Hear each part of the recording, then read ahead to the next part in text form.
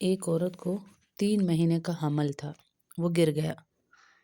3 مہینے کا حمل تھا، وہ گر گیا، یعنی 3 منتھس کی پریگنینسی تھی، وہ ضائع ہو گئی، ایبارشن ہو گیا، اسقاط ہو گیا۔ اب وہ کیا کرے؟ وہ نمازوں کا کتنے دنوں کے بعد وہ نہائے گی، نمازیں پڑھے گی، کتنے دنوں کے بعد نمازیں پڑھے گی، نہائے گی، پاک ہوگی، کیا معاملات ہیں یہاں؟ پھر ایک عورت کا صحیح سالم بچہ پیدا ہوا تو وہ کتنے دن کے بعد نہائے گی، نمازیں پڑھے گی، قرآن پڑھے گی اور پاک ہوگی؟ یہ اتنا بڑا مسئلہ ہے ہمارے ملک میں، ہماری عورتوں نے اس کو اتنا کریٹیکل بنایا ہوا ہے۔ میں بہت حیران ہوں ان ماؤں پر جنہوں نے 8-8 10-10 بچے پیدا کر دیے اور کبھی ایک دفعہ بھی جاننے کی کوشش نہیں کی کہ ہماری شریعت اس معاملے میں کیا کہتی ہے۔ میری امی کہتی تھی، میری دادی کہتی تھی، میرے خاندان میں ہوتا تھا، میرے سسرال میں ہوتا تھا، میرے میکے میں ہوتا تھا، بس اسی پہ چلتے رہیں گے ہم ساری زندگی۔ پیسوں کے معاملے میں تو ہم ایسے معاملات پہ نہیں چلتے کہ میری امی نے کہا تھا 10 روپے تھے تو 10 ہی روپے ہے، میری امی نے کہا تھا 2 لاکھ ہے تو 2 ہی لاکھ ہے، نہیں نا۔ اصل میں ہم نے ایمان کی قیمت کو جانا ہی نہیں نا، اس لیے ہمیں شریعت کے مسائل جاننے کی کوشش بھی نہیں کرتے اور ہمیں توفیق ہی نہیں ملتی۔ آپ اس مسئلے کو خوب اچھی طرح سمجھ لیجئے کہ اگر آپ کا صحیح سالم بچہ بھی ہو یا 3 مہینے کا حمل گر جائے، صحیح سالم بچہ بھی ہو یا آپ کا ایبارشن بھی ہو جائے، آپ اس صورت میں جیسے ہی آپ کا خون بند ہو جائے، 1 دن بعد بھی، چاہے 2 دن کے بعد بند ہو، چاہے 3 دن کے بعد بند ہو، جب بند ہو جائے تسلی کر لیں،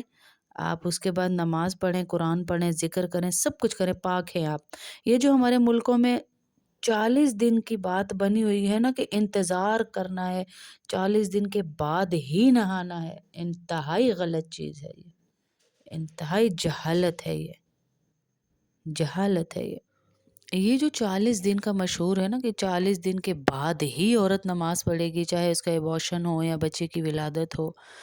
تو یہ اس لیول پہ، اس کنڈیشن میں ہے کہ آپ کو اتنی بلیڈنگ ہو رہی ہے، اتنی کہ وہ بند ہی نہیں ہو رہی، تو 40 دن آخری حد ہے، اس کے بعد آپ کو آ بھی رہی ہے تو آپ نماز پڑھیں گی۔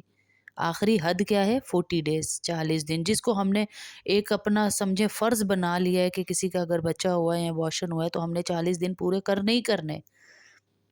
پھر اس گھر کو پاک کیا جاتا ہے، الٹی سیدھی ساری رسمیں کی جاتی ہیں، ہینگ کی دھونی، اس کی دھونی، ویسے بھی دے سکتے ہیں، گناہ حرام نہیں ہے، لیکن ایک رسم بنا کر آپ کر رہے ہیں تو یہ شدید سخت منع ہے۔ 40 دن کے بعد آپ کا خون بند نہیں ہو رہا تو آپ اس کے بعد استحاضہ ہیں، بیمار ہیں، آپ نماز پڑھیں، پاکی کے لیے کوئی شرط نہیں ہے۔ آج کل میڈیکل اتنا ایڈوانس ہے، فوراً انجیکشن دے دیتے ہیں ولادت کے بعد، اس کے بعد جو ہے آپ کو ہوتی ہی نہیں بلیڈنگ، اب تو دوسرے دن بھی نہیں ہو رہی عورتوں کو، تو وہ نماز پڑھیں، وہ پاک ہے، آپ پاک ہیں، آپ نماز پڑھیں، عورت پاک ہے۔ یہ بہت بڑا مسئلہ ہے جو ہمارے، لیکن تسلی کر کے پھر پاک ہے، یہ نہیں کہ آپ نے سن لیا تو آپ نے کر لیا، چیک کریں۔ ہمارا دین اتنا کامل دین ہے، دین اسلام اتنا کامل دین ہے کہ ہمارے نبی صلی اللہ علیہ وسلم ہمیں اتنا ہر مسئلہ ہمیں سمجھا کر چلے گئے، ہر مسئلہ ہمیں سمجھا کر چلے گئے کہ عورت کو چاہیے کہ اپنے اندر، باڈی کے اندر کچھ چیز رکھ کر چیک کرے کہ وائٹ کلر کی، کہ میرے پاک ہوئی ہوں یا نہیں، تو پھر وہ پاک ہے، تسلی کرے۔ یہ انتہائی غلط طریقہ ہے جو ہم کر رہے ہیں کہ ہم 40 دن ناپاکی میں گزار رہے ہیں اور بغیر نمازوں کے، اللہ اکبر۔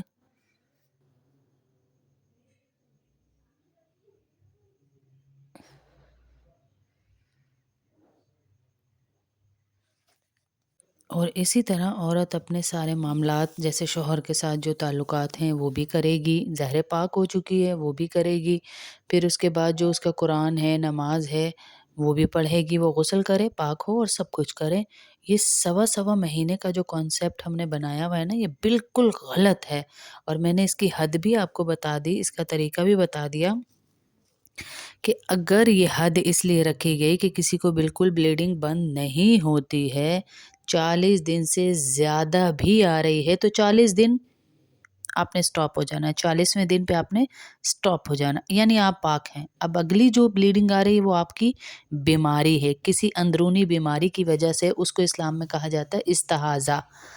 اس عورت کو استحاضہ عورت کہا جاتا ہے، تو وہ اس کی بیماری ہے، اس کا علاج کروائے اور اپنی نمازیں، ہر نماز کے لیے تازہ وضو کر کے وہ نماز پڑھے گی عورت، وہ بیمار عورت کہلائے گی، وہ ناپاک عورت نہیں کہلائے گی۔ اور اس کے پاس بیٹھنا، اس سے باتیں کرنا پہلے بھی حرام نہیں تھا، جب وہ استحاضہ ہوتی ہے یا نفاس والی آپ لوگ کہتے ہیں ہوتی ہے، تب بھی آپ اس سے ساری باتیں بھی کر سکتے، بیٹھ بھی سکتے، اس کا بستر الگ نہیں کرنا۔ کوئی بہت بڑا اللہ معاف کرے کچھ ہو نہیں گیا، یہ ہمارے گھروں کی بنائی ہوئی بہت گندی روایات ہے۔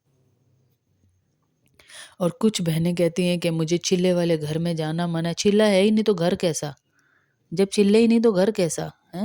چلے ہی نہیں تو عورت کیسی چلے والی؟ اسلام میں ان چیزوں کا کوئی تصور تک نہیں ہے، جو ہم نے کفار سے لے لے کے اپنی زندگیوں کا مقصد ہی انہیں بنا لیا ہے نا، کہ بھائی 40 دن اب میں فارغ ہو گئی، تو ان دنوں میں اگر نفاس کے دنوں میں کوئی عورت کو خون آ بھی رہا ہے، تو نفاس کے دنوں کے نہ روزے معاف ہیں آپ کے، نہ ہی روزوں کی قضا معاف ہے۔ ہاں، نماز البتہ آپ کی معاف ہے، وہ نماز کی قضا نہیں ہے آپ پہ، نہ ہی نفاس کی نہ ہی حیض کی، لیکن روزوں کی قضا آپ کی دونوں کی ہے۔ آپ روزوں کی قضا کریں گی ان دنوں کی۔ اب کتنی عورتوں کے 8 7 بچے ہوئے ہوتے ہیں اور وہ قضا ہی نہیں کرتی ہیں، کتنے رمضان کے روزے ان کے اوپر قضا قرض ہیں اللہ کے، وہ قضا ہی نہیں کرتی کہ سردیوں کے دنوں میں وہ قضا کر لیں ان روزوں کی۔ تو اس قرض کو لے کے کہاں جائیں گی بتائیں؟ منہ تو ہم نے اللہ ہی کا دکھانا ہے نا، تو کیا کہیں گے؟ اللہ مجھے پوری زندگی ٹائم ہی نہیں ملا کہ میں روزوں کی قضا، کتنے سردیوں کے دن کتنے چھوٹے ہوتے ہیں، آپ آرام سے اس کی قضا کر سکتی ہیں۔ تو آج سے نیت کیجئے، جو میرے نفاس میں روزے چھوٹ گئے میں اس کی بھی قضا کروں گی انشاءاللہ، اور جو مجھ سے گناہ ہو گیا، میں نے اتنے دن کی نمازیں نہیں پڑھی، اگر آپ دوسرے دن ہی پاک ہو گئی تھی، آپ کی بلیڈنگ بند ہو گئی تھی، تو آپ نماز بھی اپنی پڑھیے، قضا نمازیں پڑھیے ان دنوں کی، حساب لگائیے، اللہ معاف کرنے والے ہیں، ضروری نہیں ایک دن کی بھی آپ نے حساب لگانا ہے۔ جب آپ کا دل مطمئن ہو جائے میں نے اتنی قضا پڑھ لی ہے، تو انشاءاللہ آپ کو اللہ پاک معاف فرما دیں گے۔ لیکن نمازیں معاف نہیں ہیں اگر آپ پاک تھیں، یعنی آپ پاک ہو گئی تھی، لیکن آپ نے کسی بزرگ عورت کے کہنے پہ 40 دن تک ویٹ کیا کہ نہیں مجھے نماز نہیں پڑھنی، حالانکہ آپ کی بلیڈنگ بند تھی، آپ پاک تھی، تو وہ ساری قضا ہے آپ کے اوپر، آپ نے پڑھنی ہے وہ قضا۔